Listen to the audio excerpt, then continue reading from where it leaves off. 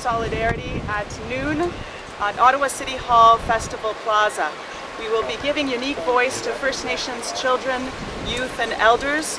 The National Chief, Phil Fontaine, will be marching along with distinguished guests, several members of Parliament, Senators, Buzz Hargrove, who is the President of the Canadian Auto Workers Union, as well as Mr. Youssef, who is the Secretary-Treasurer of the Canadian Labour Congress. We've invited all Cabinet Ministers and there's been no confirmations today. The Bloc does not have anyone coming? Bloc Québécois? There's no confirmed speakers from the party, but they have been invited and they have also expressed their regrets. I understand that they will be participating in events in their ridings. This gathering is to be about, and what we basically have set guidelines by saying the AFN would not support any violent tactics, any barricades, anything disruptive. That's been out for a long, long time, and all we're doing is reporting on things that we have heard or at least confirmed. An invitation out to the Métis and to the Inuit? Yes, that is to be done at local rallies, and we understand that has taken place. But they're making it clear that, for example, the Inuit is making it clear that they're not part of this day of action. That's certainly their problem. How much support do you think Sean Grant has? I have no idea. Have you been actively trying to discourage him from during the rail blockade? We have not been in contact. The protocol it defines our relationship between us and Aboriginal people, more specifically AFN. But it's a protocol that defines how we work together in a time of crisis. Do you worry that there will be sort of spontaneous blockades or like talk about them and just? Well, I think it's important that we're always prepared for the unexpected. I mean, there's certain events that we know what's going to occur, but there are also those events. I mean, Aboriginal people are not like mind on how they're going to express themselves. Are the RCMP in charge, or would you be working, for example, is there a plan where you'd be working with the Canadian forces? No, there's no plan on working with. So the RCMP are in charge then? We're not in charge. I mean, we don't have jurisdiction over Ontario and Quebec. We're working in cooperation with them, and we have for quite a number of months now. Essentially, between the three of us, we have provincial policing pretty well covered. We've been working with them and the First Nations chiefs of police. National Chief will now speak about what we want Canadians to do tomorrow in support of First Nations. Thank you. Our population is growing at twice the rate of other Canadians. But right now, the number of our high school graduates is actually decreasing. Only 31% of our youth are graduating from high school. Where are the other 6 to 9% of our children? What kind of future will they have? Since the federal government introduced a 2% cap on funding for core programs and services, in 1996, the number of First Nations students enrolled in post-secondary education has actually fallen. 10 days ago, I met with the RCMP, OPP, and Sûreté de Québec. We addressed policing and public safety concerns for the National Day of Action. First Nations have a strong interest in ensuring public safety and security during the various events that will occur tomorrow. We know there is frustration, we feel it. But last month, Justice Linden pointed out in the Ipperwash report, nothing but frustration can result when the government refuses to live up to its obligations. We've seen this frustration at Ipperwash, we see it now at Caledonia, and we are seeing it across the country. We want Canadians to support the targets to close the gap in poverty agreed to in the 2005 Kelowna Accord, as well as our plan to make poverty history. You can sign our Make Poverty History petition at afn.ca.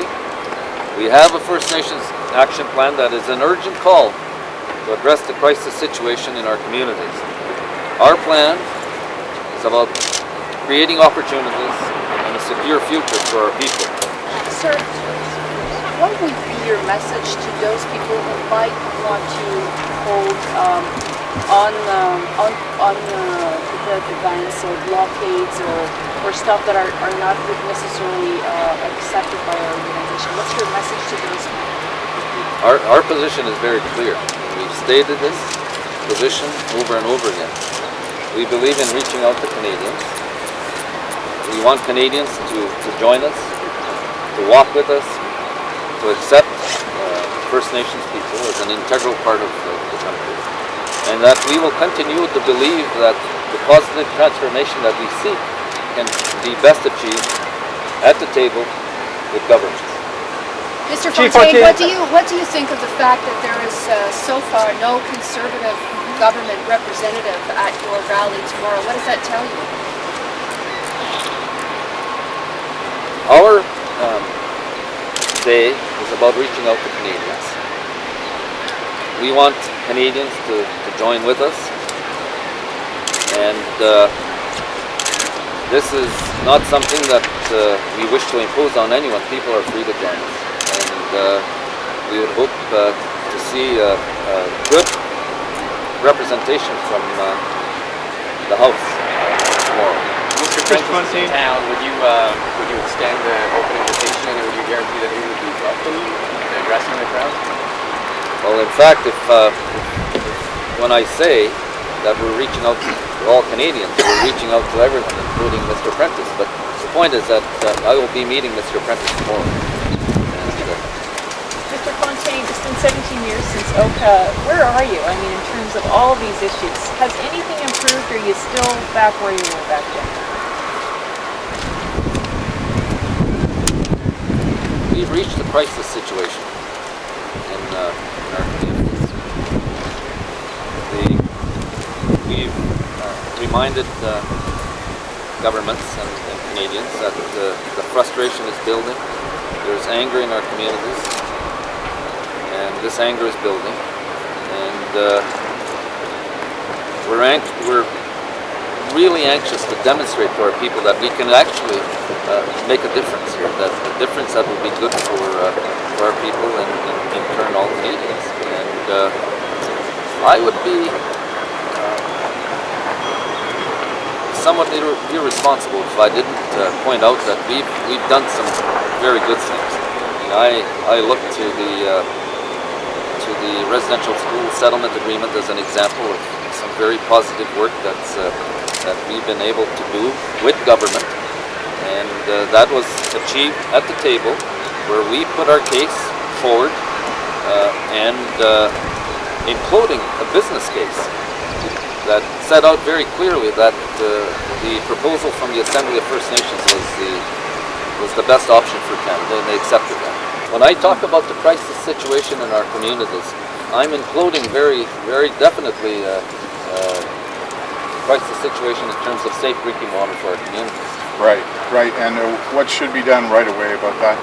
Well, we need to deal with that on an urgent basis, just as we need to deal with the housing crisis, the education challenges, suicide rates, the children in care, approximately 27,000 First Nations children in state care, just completely unacceptable. Will you be bringing a glass of cash water tomorrow on the march? Well, we're going to be doing what needs to be done.